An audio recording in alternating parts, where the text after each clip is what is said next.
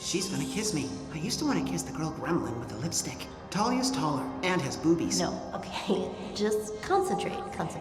Triana had boobs. I wonder if all boobs are soft, or are some super extra soft. Dean, what you're not doing is concentrating. You cannot let your mind wander. Do I just touch them or should I ask? I really hope they haven't gotten all mutated, but what if they drip acid now? Alright, never mind. Let's just talk regular.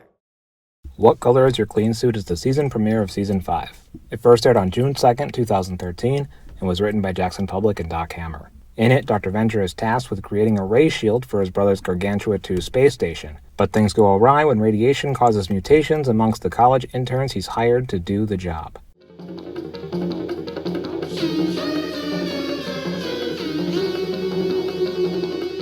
First of all, if you're not aware, the title What Color Is Your Cleansuit is a parody of the book What Color Is Your Parachute, a self-help book with the goal of helping you pick the right career path.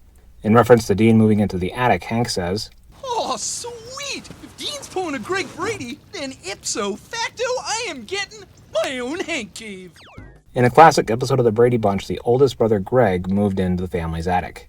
It's made explicitly clear within the scene itself, but Monarch is dressed as Khal Drogo from Game of Thrones, and Dr. Mrs. the Monarch is dressed as Rocky Balboa, confusing Khal Drogo with Rocky's adversary from Rocky IV, Ivan Drago. A bit of a fun fact, this episode came out in June 2013, 2 years after Game of Thrones premiered on HBO, but takes place shortly after the events of Operation Prom, which first came out in November 2010, 5 months before Game of Thrones would premiere. But proms don't happen in November anyway, so who gives a shit? When Hatred yells, God!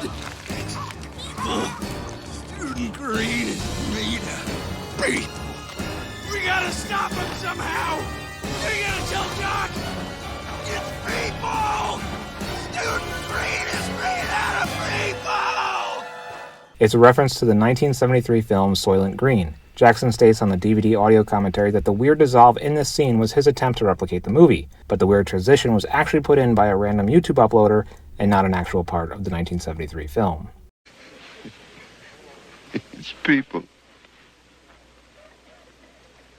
Soylent Green is made out of people. Listen to me, Hatcher. You gotta tell him Soylent Green is people!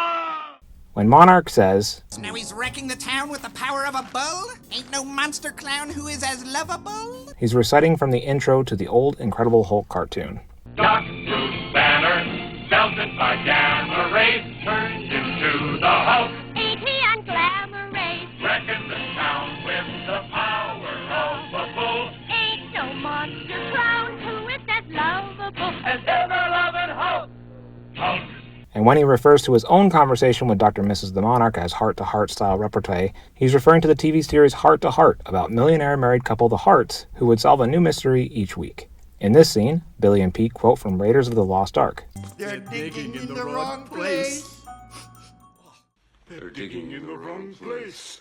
A bit more information about Nomad here if you're not familiar with Star Trek the original series. In the Season 2 episode The Changeling, the Nomad merged with an alien probe to seek out imperfections in the universe.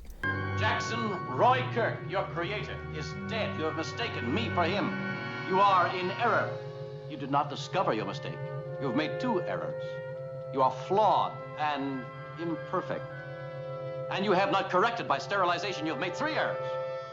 You're flawed, St. Cloud. You must sterilize. Sterilize! The scene with Hatred being whipped directly parallels a famous scene from the TV miniseries Roots in which a slave, played by LeVar Burton, refuses to say his new slave name and will refer to himself only as Kunta Kinte. Point of fact, the whip in Roots was not made of old Ethernet cables.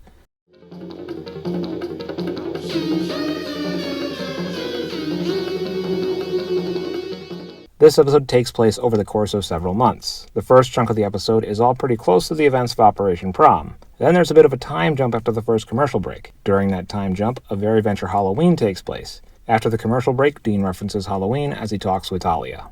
He'd be devastated. It's like I'm different from everyone else, and I'm just completely alone. Anyway, I'm sorry to go on like this. How was your Halloween? It's okay. As Dean moves into the attic, he finds it in the same condition that specimen D19 left it in from Perchance to Dean. And the E-Den, which needs to be cleared out for the Palomon project, still has the killer gorilla and human sacrifice inside it, which was first discovered in the Buddy system.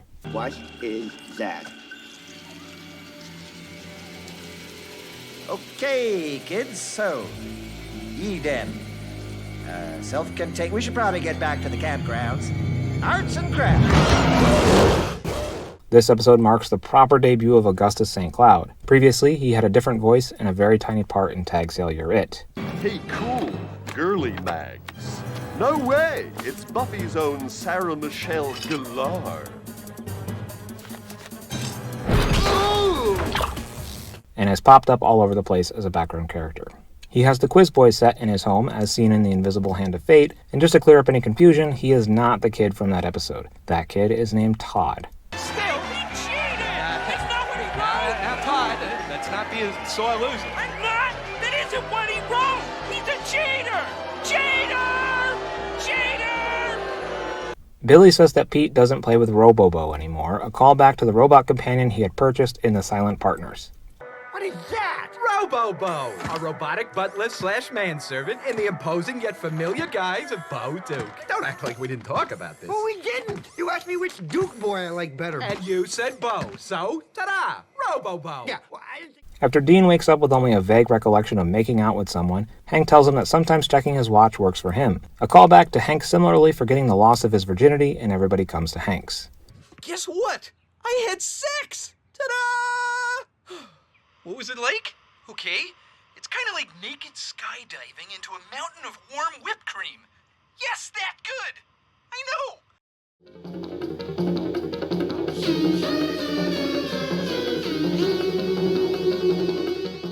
I'm going to get this out of the way up front. Season 5 of The Venture Brothers is my least favorite season of the show. That said, my least favorite season of The Venture Brothers is like saying this is the least adorable puppy in this litter. That little guy is still fucking adorable, and Venture Brothers is still my favorite show of all time. What Color Is Your Cleansuit is kind of a middle-of-the-pack episode for me, and that may be because Augustus St. Cloud has never managed to grow on me, or it may just be because this had a tremendous amount to live up to after how incredible Operation Prom was. There are two things I do really like about this episode, though. The first being the opening scene that picks up the morning after prom. It really feels like that kind of sleepy morning after a big party where life is getting back to normal. And second, I really like Gary's arc as the sole member of Sphinx this season, which this episode definitely sets up. I love seeing Gary as a competent badass, and I love the Venture Brothers.